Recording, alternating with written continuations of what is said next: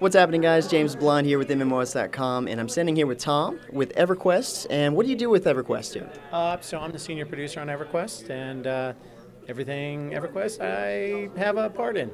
So let me ask you this. Have you been with EverQuest since the entire 15 years? I know you guys just celebrated your 15-year anniversary on the game. Have you been with EverQuest the entire time?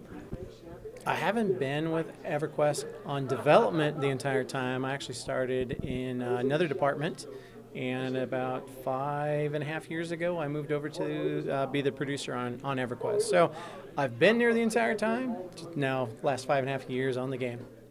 Excellent, excellent. So we're actually getting into the 21st expansion on the game. That's massive. The games have been around 15 years. But before we get into that, it seems like a lot of new convenience features are showing up now, which are really nice based on player feedback. Tell us a little bit about those. Well, that's the biggest point. The players that we have playing our game right now, they've been playing for years. And it's all about a point of listening to them, see what they want, see what they need. We have lists of features that we would, constantly want to pour into, and it's finding those right spots and balancing them with other things. So yeah, we have convenience features that I think that'll make players very happy when they get into the expansion. So you were talking about in a little presentation earlier, one of the convenience features was the new mechanic for the looting system. Tell us a little bit about that. That seemed really interesting. All right, so we're creating a new adaptive system, and this system is going to learn from your preferences. So if you always want to loot an item, it will always loot that for you. If you never want to see it again, it will never show up again, so it won't clog up your view or bog you down trying to manage those inventory items. And so the system will be kind of a hybrid of random rolling and a master looter system. It's a little bit different from traditional loot systems you probably played in the past, but the hybrid is going to allow players with more controls to get rid of headaches they might have had in the past.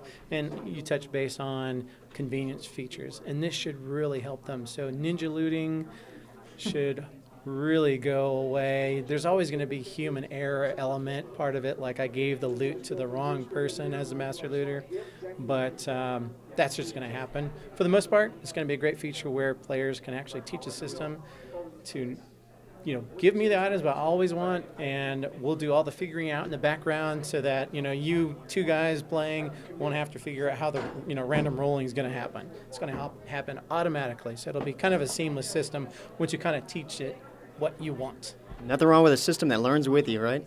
Exactly. No, that's true. That's true. Wow. That's another one is you were talking about the problem with so many mounts in the inventory. And so you've finally come up with a solution to that. Tell us a little bit about that. Okay, so before I touch base on that, the the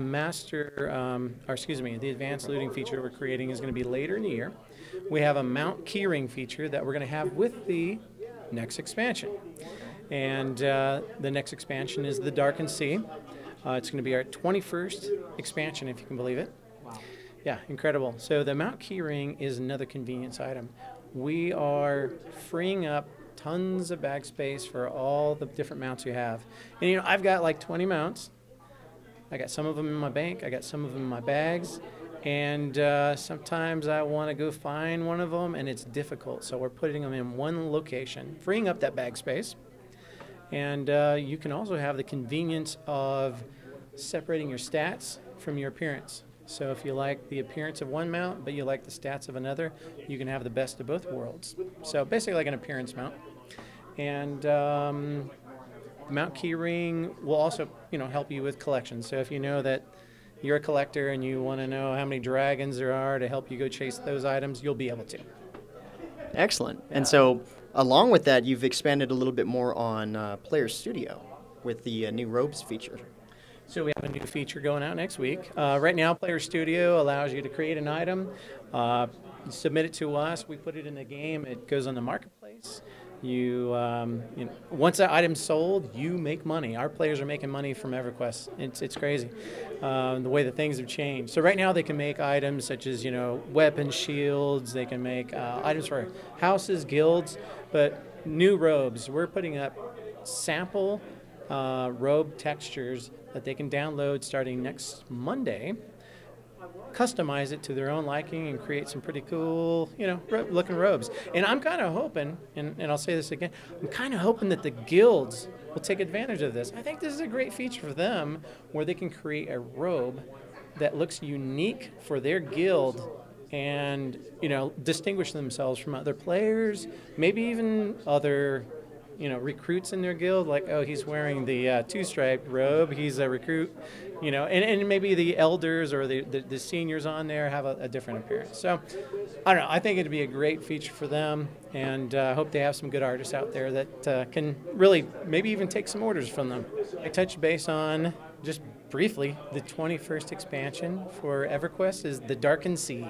We're kind of doing a revisit to some familiar character storylines and adventure areas from the Burning Sea, previous expansion. And we have a level increase that we're taking from 100 to 105. We have, a lot of quest missions, raids, spells, you name it, all those things that are going on.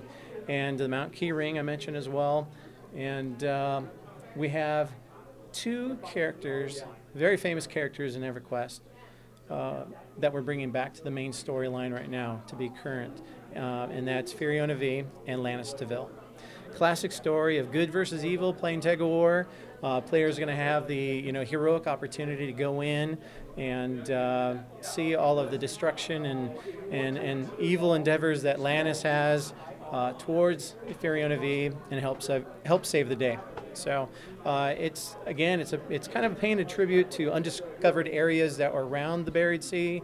So we have caverns, we have lost dungeons, and around the sea, actually, Buried Sea, and islands that are coming out of the water. So it's going to be a unique visual vistas that we've been able to create recently. So the Darkened Sea is launching on October 28th. That players who are all access members can purchase and get in. On November 11th will be our launch for free to play. Sounds amazing.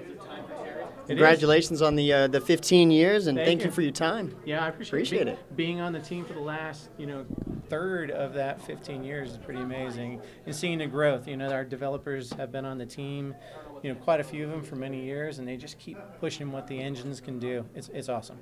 Keeps getting better and better. Yep, I appreciate it, James. Thanks. Awesome. Thank you.